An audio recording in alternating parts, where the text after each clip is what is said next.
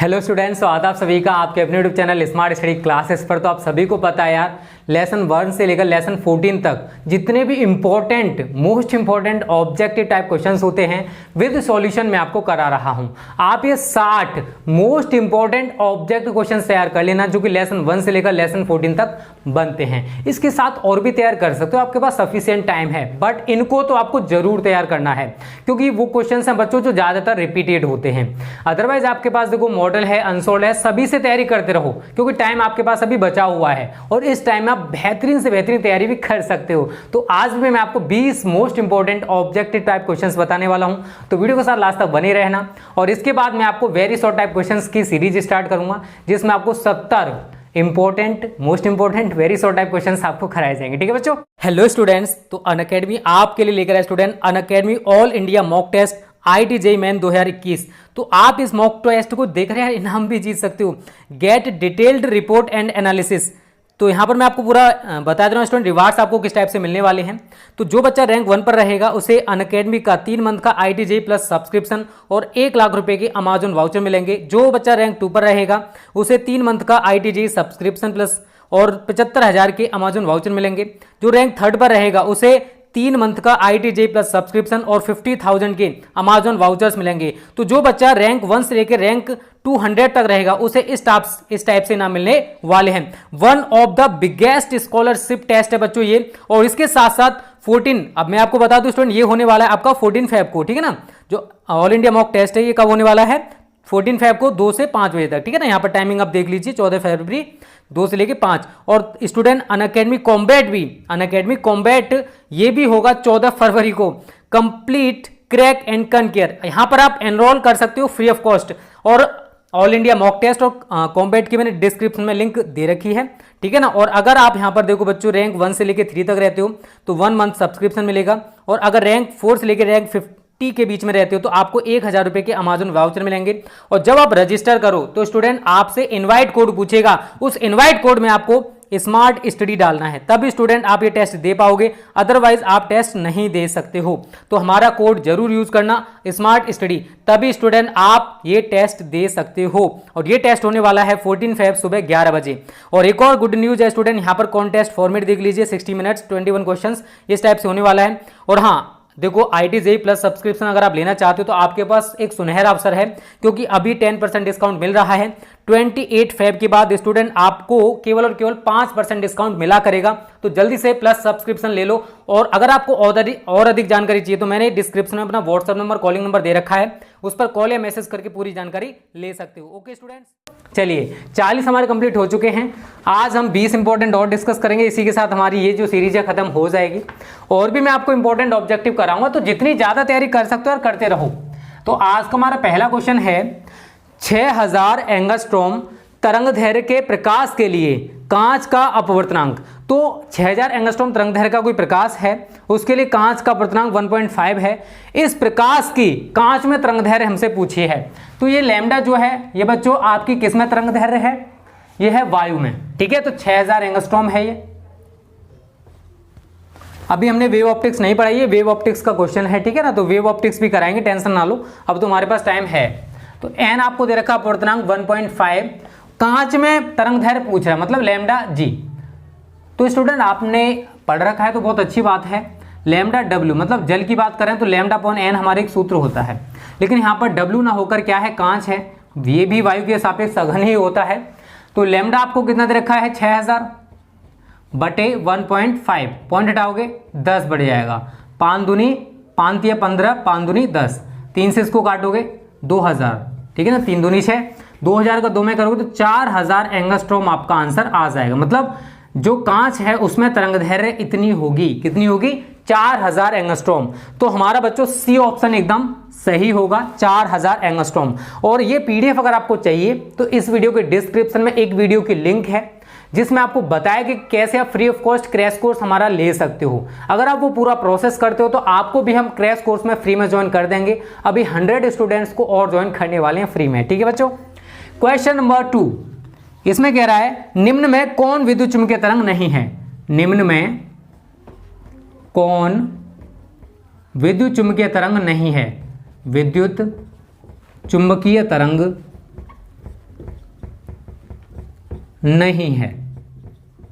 Option है बच्चों आपके पास, प्रकाश तरंग है, ये तो होती है यार, विद्युत चुम्बकीय तरंग है, तो प्रकाश तरंग है। रेडियो तरंग है, ये भी यार विद्युत चुम्बकीय तरंग है, आप सभी को मैं बता चुका हूँ, रेडियो तरंग है। एक्स किरणें भी हमारी विद्युत चुम्बकीय तरंग हैं। लेकिन जो ध्वनि तरंग है बच्चों, ये हमारी विद्युत चुम्बकीय तरंगें नहीं होती हैं, इनके लिए माध्यम की जरूरत पड़ती है। तो this is the right answer. ठीक है, तो इनमें से कौन सी विद्युत चुम्बकीय तरंग नहीं है बच्चों, तो वो है ध्वनि तरंगें।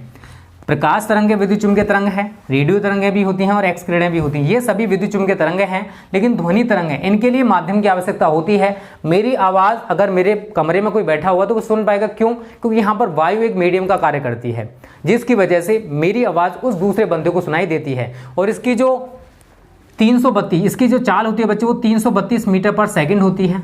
शायद सभी को पता होगा, उम्मीद करता हूँ। ठीक है ना, तो जल्दी से स्क्रीनशॉट ले लीजिए, नहीं तो मैं उधर करा दे रहा हूँ और क्वेश्चंस को। ठीक है, क्वेश्चन नंबर 3 देखिए। क्वेश्चन नंबर 3 अच्छे क्वेश्चन हैं बच्चों, ये वेव ऑप्टिक्स के क्वेश्चन हैं। प्रकाश तरंगों की अनुप्रस्थ प्रकृति की पुष्टि किसके कारण होती है? प्रकाश तरंगें अनुप्रस्थ प्रकृति की होती हैं, इसकी पुष्टि किसके कारण होती है? ध्रुवण के कारण। वैसे स्टूडेंट ये क्वेश्चन आपके मतलब ध्रुवण वाला जो पोर्शन है आपके सिलेबस में नहीं है। तो प्रकाश तरंगों की जो अनुप्रस्थ प्रकृति की पुष्टि होती है वो ध्रुवण के कारण होती है। बाइपोलराइजेशन किसके कारण होती है? ध्रुवण के कारण होती है। प्रकाश तरंगों की अनुप्रस्थ प्रकृति की जो पुष्टि होती है वो ध्रुवण के कारण होती है। अगला क्वेश्चन है बच्चों चौथा, क्वेश्चन नंबर 4। इसमें कह रहा है ध्रुवण कोण तथा क्रांति कोण में संबंध व्यक्त होता है। तो बच्चों देखो, ध्रुवण कोण, यहाँ पर हमें ध्रुवण कोण दे रखा है P से और क्रांति कोण दे रखा है इसने C से। तो हमने देखो, आपने नहीं पढ़ा होगा बट यार अगर पढ़ रखा है तो बहुत अच्छी बात है। N बराबर 10IP, ये ब्रूस्टर का नियम है। बट यहाँ पर इसने किससे रिप्रेजेंट किया? ध्रुवण कोण को P से, तो मैं इसको P से ही दिखाऊंगा। और C है हमारे यहाँ पर क्रांति कोण। तो आप सभी को पता होगा N बराबर 1/sin C होता है। इन दोनों, ये दोनों ही N की वैल्यूज हैं बच्चों, तो दोनों को हम क्या करेंगे? इक्वल कर देंगे। तो 10P बराबर 1/sin C। 1/sin थीटा बराबर क्या होता है? Cosec theta. तो मैं इसको क्या लिख सकता हूं बच्चों? Cosec C। ठीक है ना, तो यही आपका ऑप्शन है, ऑप्शन नंबर ए ही हमारा है, 10P बराबर कोसेक C। ठीक है ना, तो ए ऑप्शन हमारा एकदम सही होगा, 10P बराबर कोसेक C। ये कई बार क्वेश्चन पूछा गया था बच्चों, इसलिए मैंने यहाँ पर इसको रखा है। और उम्मीद करता हूँ यार ये चारों क्वेश्चंस आपको क्लियर हो गए होंगे। अब हम मॉडर्न फिजिक्स के important objective type questions discuss करेंगे। जल्दी से आप स्क्रीनशॉट ले लीजिए इन चारों क्वेश्चंस का, और उम्मीद करता हूँ चारों क्वेश्चंस आपकी समझ में आ गए होंगे। चलिए मिटा दें अब इसको। अब देखो, एक गुड न्यूज़ आपके लिए है स्टूडेंट, जल्द ही हम केमिस्ट्री के इंपॉर्टेंट ऑब्जेक्टिव टाइप क्वेश्चन की सीरीज भी स्टार्ट कर रहे हैं। ठीक है ना, तो केमिस्ट्री में तो हमारा केवल और केवल एक ही चैप्टर बचा हुआ है, उसे आसानी से कर लेंगे, टेंशन ना लो। लेकिन ये सीरीज आपके लिए ज़्यादा जरूरी है क्योंकि यही बोर्ड परीक्षाओं में पूछी जाती है। वैसे तो वो भी चैप्टर यार 4 से लेकर 5 नंबर का आएगा, उसको भी कराएंगे, टेंशन ना लो। इस मंथ के लास्ट तक आपका सब कुछ हो जाएगा, बस अनसोल्ड पेपर को छोड़कर। ठीक है ना, जितनी भी सीरीज हैं अनसोल्ड पेपर हम नेक्स्ट मंथ में डिस्कस करेंगे सारे के सारे। आज का क्वेश्चन नंबर 5, इसमें कह रहा है बच्चों कि किसी धात्विक पृष्ठ से इलेक्ट्रॉन तब उत्सर्जित होते हैं जबकि पृष्ठ पर आपतित प्रकाश की आवृत्ति, आप सभी को मैं बता चुका हूं, अगर आपतित प्रकाश की आवृत्ति दहली आवृत्ति से अधिक है तभी किसी धात्विक पृष्ठ से इलेक्ट्रॉन उत्सर्जित हो सकते हैं। और दहली आवृत्ति के बारे में भी मैंने आपको बताया था, वह न्यूनतम आवृत्ति जो किसी धातु के पृष्ठ से इलेक्ट्रॉन उत्सर्जित कर सके दहली आवृत्ति कहलाती है। आप सभी को मैं बता चुका हूं, तो इतना तो सभी को पता होगा, उम्मीद करता हूं। तो वह न्यूनतम आवृत्ति, वह कम से कम आवृत्ति जो किसी धातु के पृष्ठ से इलेक्ट्रॉन उत्सर्जित कर सके दहली आवृत्ति कहलाती है। तो यहाँ पर राइट आंसर क्या होगा? दहली आवृत्ति से अधिक हो। तो यहाँ पर ऑप्शन नंबर C हमारे एकदम सही है, दहली आवृत्ति से अधिक हो, दहली आवृत्ति से अधिक हो। क्वेश्चन क्या था, एक बार मैं फिर पढ़ूंगा, अधिक हो। तो यहां पर क्वेश्चन था बच्चों कि किसी धात्विक पृष्ठ से, कोई धातु है उसका पृष्ठ है, किसी धात्विक पृष्ठ से इलेक्ट्रॉन तब उत्सर्जित होते हैं जबकि पृष्ठ पर आपतित प्रकाश की आवृत्ति दहली आवृत्ति से अधिक हो। अगर आपतित प्रकाश की आवृत्ति दहली आवृत्ति से अधिक है, उसी कंडीशन में किसी धात्विक पृष्ठ से इलेक्ट्रॉन उत्सर्जित हो सकते हैं। क्लियर है? क्वेश्चन नंबर 6, यह भी क्वेश्चन बच्चों कई बार पूछा गया है। प्रकाश इलेक्ट्रॉनों के लिए, प्रकाश फोटो इलेक्ट्रॉन्स के लिए जो निरोधी विभव है वो किस चीज पर डिपेंड करता है? तो प्रकाश इलेक्ट्रॉनों के लिए जो निरोधी विभव है बच्चों, वो बी ऑप्शन हमारे एकदम सही है, आपतित प्रकाश की आवृत्ति, आपतित प्रकाश की आवृत्ति एवं कैथोड के पदार्थ, आपतित प्रकाश की आवृत्ति एवं कैथोड के पदार्थ पर निर्भर करता है, कैथोड के पदार्थ पर निर्भर करता है। ठीक है ना। फिर मैं एक क्वेश्चन पढ़ता हूं दोबारा से।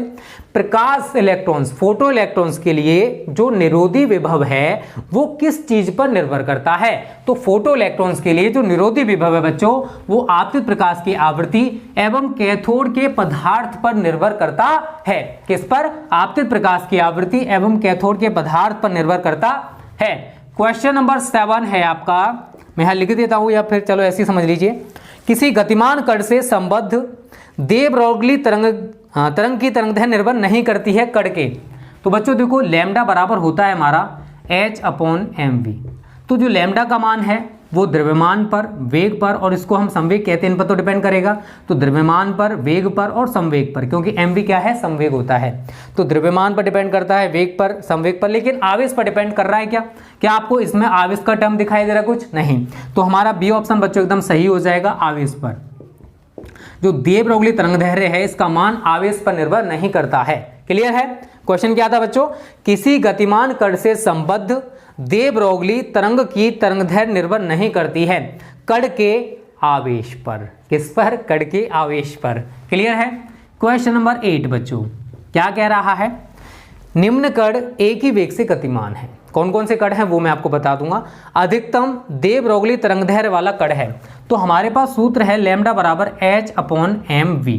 तो v का मान तो सभी के लिए एक जैसा है, इससे मतलब नहीं रहा क्योंकि सभी के लिए एक जैसा होगा। h कांस्टेंट है तो लैम्डा का जो मान है बच्चों वो m पर डिपेंड करेगा।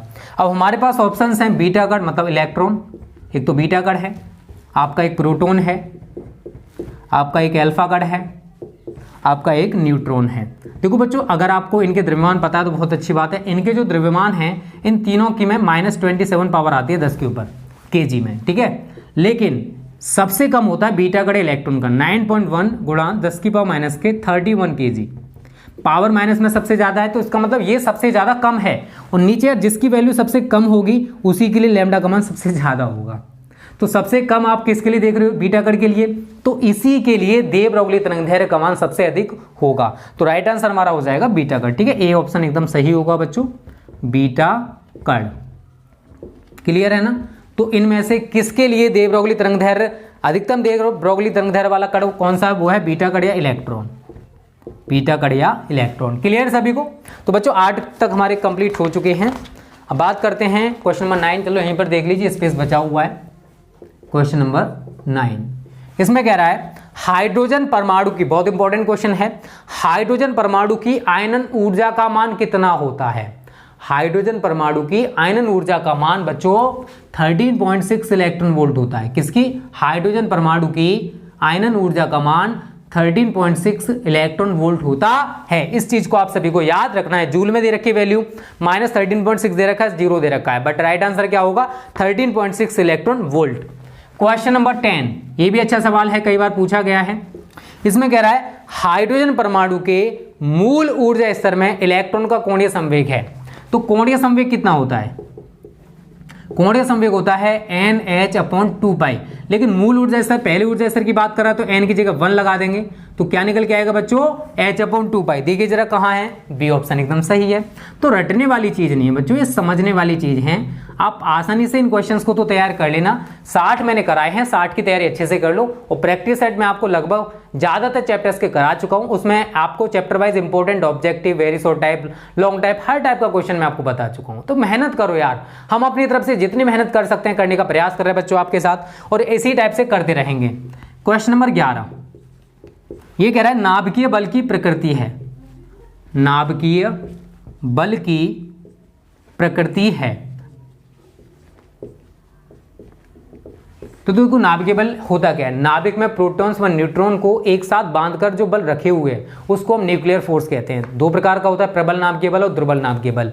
तो ना तो बच्चों ये वैद्युतीय है, ना ये चुंबकीय है, और ना ही ये गुरुत्वीय है। तो डी ऑप्शन आपका एकदम सही हो जाएगा, नन ऑफ दीज, या इनमें से कोई नहीं, नन ऑफ दीज। ठीक है, ना तो ये वैद्युतीय है, ना ये चुंबकीय है, ना ये गुरुत्वीय है, और इनमें से कोई नहीं। ये राइट आंसर होगा। ठीक है, तो 11वें क्वेश्चन का राइट आंसर पता चल गया आपको। क्वेश्चन नंबर 12 नाभिकीय बलों के लिए, इस क्वेश्चन को याद रखना, इंपॉर्टेंट है, पूछा जा सकता है इस बार। नाभिकीय बलों के लिए विनिमय कण कौन सा है? नाभिकीय कणों के लिए विनिमय कण जो है बच्चों वो है मेसोन। क्या है वो? डी ऑप्शन आपका एकदम सही होगा, मेसोन। इसको आप याद रखना सभी, थोड़ा नया टर्म है, आपने पहले नहीं पढ़ा होगा इसको। प्रोटॉन, न्यूट्रॉन, पॉजिट्रॉन सभी का नाम सुन रखा है, बट मेसोन का आपने नाम ना सुना होगा। तो नाभिकीय बलों के लिए विनिमय कण होता है, नाभिकीय बलों के लिए विनिमय कण है, वो कौन सा है? मेसोन है। कौन सा है? मेसोन है। क्लियर है? चलो पहले इतने का स्क्रीनशॉट ले लीजिए। 12 तक हमारे कंप्लीट हो चुके हैं क्वेश्चंस, और उम्मीद करता हूँ ये 12 के बारे आपको समझ में आ गए होंगे।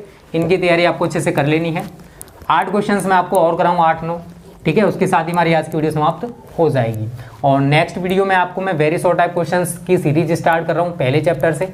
70 very short type important questions हैं, वो तो आपको लगभग तैयार करने हैं। उसके साथ साथ और भी तैयार कर सकते हो, आपके पास टाइम बहुत सारा बचा हुआ है, ठीक है ना। तो मेहनत करते रहिए। अगर आपने बिल्कुल भी तैयारी अभी तक नहीं की है तो भी आपकी तैयारी अच्छे से हो जाएगी, बट अभी से मेहनत करनी होगी बच्चा लोग, ठीक है ना। चलिए आपका देखिए क्वेश्चन नंबर 13। अब क्वेश्चन नंबर 13 इसमें क्या कह रहा है बच्चों? इसमें कह रहा है निम्नलिखित में से सम न्यूट्रॉनिक युग्म होंगे। कौन कौन से हैं? सम न्यूट्रॉनिक पूछा। क्या पूछा है इसने? सम न्यूट्रॉनिक युग्म, जिनमें न्यूट्रॉनों की संख्या समान हो। सम न्यूट्रॉनिक युग्म कौन कौन से ऑप्शन हैं आपके पास हैं? 6C14, 7N13, ठीक है ना, ये एक युग्म हो गया। 6C14 व 8O16, ओके। अगला है 6C14 व 7N14। अगला है बच्चों 6C14 व 8O17। अब देखो सम न्यूट्रॉनिक मतलब न्यूट्रॉनों की संख्या समान। अगर मैं इसमें न्यूट्रॉन्स की संख्या निकालूंगा तो 14 में से 6 गया तो 8, 13 में से 7 गया तो 6, ये सम न्यूट्रॉनिक नहीं हो सकते। फिर मैं इसकी बात करूंगा, 14 में से 6 गया तो 8, 16 में से 8 गया तो कितना बचा? 14 में से 6 गया तो 8 बचा, 16 में से 8 गया तो कितना बचा? 8। इसमें आप देख रहे हो न्यूट्रॉन्स की संख्या समान है, तो यही हमारा सम न्यूट्रॉनिक युग्म है। यही क्या है? हमारा सम न्यूट्रॉनिक युग्म, ठीक है बच्चों, यही हमारा राइट आंसर हो जाएगा। सभी में देख लेते हैं, इसकी बात करेंगे बच्चों। 14 में से 6 गया तो 8 बचा, 14 में से 7 गया तो 7 बचा। इसकी बात करूंगा मैं, 14 में से 6 गया तो 8, 17 में से 8 गया तो 9। तो किसी में भी न्यूट्रॉन्स की संख्या समान नहीं आ रही है, केवल इसको छोड़कर। तो इसमें हमारी न्यूट्रॉन्स की संख्या समान है बच्चों, 8 8। तो यही हमारा सम न्यूट्रॉनिक युग्म होगा। तो हमारा बी ऑप्शन बच्चों एकदम सही है, ठीक है ना। 6C14 व 8O16 ये दोनों सम न्यूट्रॉनिक हैं। अगला बात करते हैं बच्चों क्वेश्चन नंबर 14 की। इसमें कह रहा है रेडियो एक्टिव पदार्थ से उत्सर्जित नहीं होता है। रेडियो एक्टिव पदार्थ से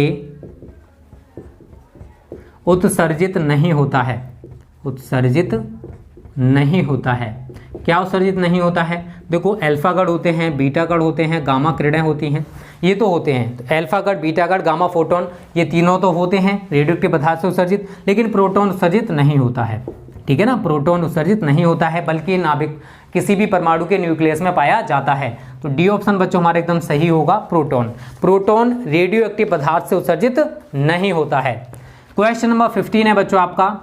इसमें कह रहा है सूर्य की विकिरण ऊर्जा का स्रोत क्या है? सूर्य की विकिरण ऊर्जा, उसका स्रोत क्या है जानते हो? नाभिकीय संलयन। बहुत इंपॉर्टेंट क्वेश्चन है, ये पूछा जा सकता है। सूर्य की विकिरण ऊर्जा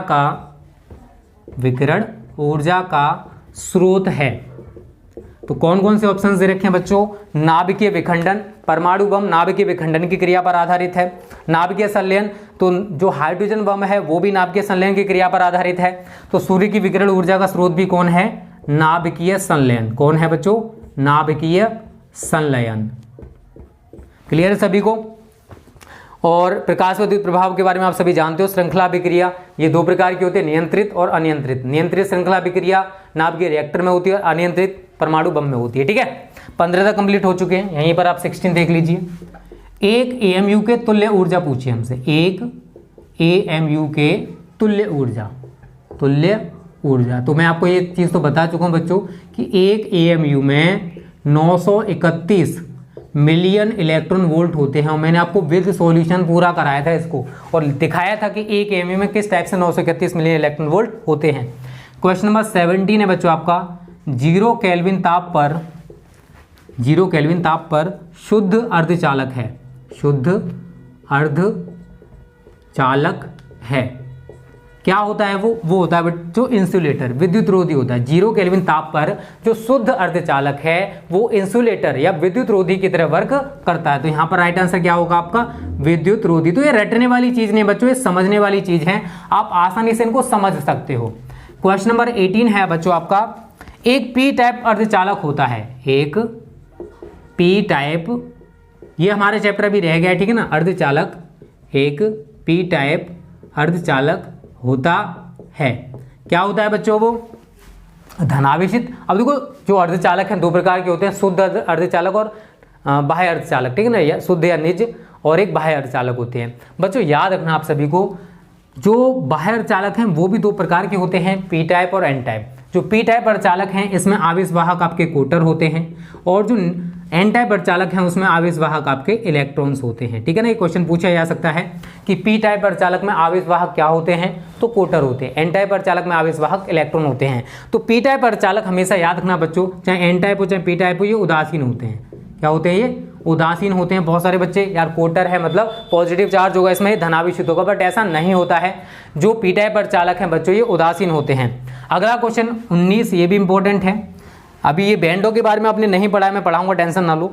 चालन एवं संयोजी बैंडों की ऊर्जाओं में अंतर, चालन एवं संयोजी बैंडों की ऊर्जाओं में अंतर सबसे कम चालकों में होता है, तो चालकों में न्यूनतम होता है, ठीक है। कैसे होता है वो मैं आपको बाद में बताऊंगा, टेंशन ना लो। चालकों में न्यूनतम होता है, ठीक है। ये 19वां क्वेश्चन है आपका, इसको तैयार कर लेना। अर्धचालकों में वैद्युत चालन किसके कारण होता है बताइए, ये क्वेश्चन आपके लिए है। अर्धचालकों में, मैंने बता दिया वैसे इसका आंसर, अर्धचालकों में वैद्युत चालन होता है, वैद्युत चालन होता है। ऑप्शन है बच्चों आपके पास, कोटर से, कोटर से, इलेक्ट्रॉन से, कोटर व इलेक्ट्रॉन से, कोटर व इलेक्ट्रॉन से, एंड इनमें से कोई नहीं, नन ऑफ दीज। तो जो भी राइट आंसर हो आप मुझे कमेंट करके बता सकते हो। एंड लास्ट क्वेश्चन है बच्चों, यहीं पर देख लीजिए। देखो लॉजिक गेट हमारे 3 होते हैं, और गेट ये मैं आपको पढ़ाऊंगा, एंड गेट, नॉट गेट, ये हमारे मूल लॉजिक गेट हैं। And gate, and not gate, ठीक है। और 2 सार्वत्रिक गेट होते हैं, वैसे तो 3 होते हैं, जोर भी होता है। आपका नैंड एंड नॉर में आपको पढ़ाऊंगा, ठीक है ना। तो उनको आपको अच्छे से प्रिपेयर कर लेना, सार्वत्रिक गेटों को। नैंड गेट आपके केवल ये 5 तैयार कर लेने, आपको इन्हीं में से एक देखने को मिल जाएगा, टेंशन ना लो। ये दोनों सार्वत्रिक गेट होते हैं। अब इसने और गेट की बात की है कि इसमें हमारा इनपुट एक तो 0 है और एक 1 है, तो जो आउटपुट होगा बच्चों वो 1 होता है। कैसे होता है वो मैं आपको डिटेल में पढ़ाऊंगा जब ये गेट्स आपको पढ़ाए जाएंगे तब, ठीक है बच्चों। तो ये 21 क्वेश्चंस मैंने आपको करा दिए हैं, जल्दी से आप इनका स्क्रीनशॉट ले लीजिए, और इसका जो भी राइट आंसर हो आप मुझे कमेंट करके बताओगे। तो बच्चों इसी के साथ ये 60 इंपॉर्टेंट ऑब्जेक्टिव टाइप क्वेश्चंस तो हो गए हमारे कंप्लीट, और उम्मीद करता हूँ ये 60 आप तैयार कर चुके होंगे, कर लोगे, अगर नहीं किए हैं तो, ठीक है। तो आज की वीडियो आपको कैसी लगी यार कमेंट करके बताना। अच्छी लगी तो वीडियो को लाइक और शेयर करने में कंजूसी मत करना। Okay students, thanks for watching this video.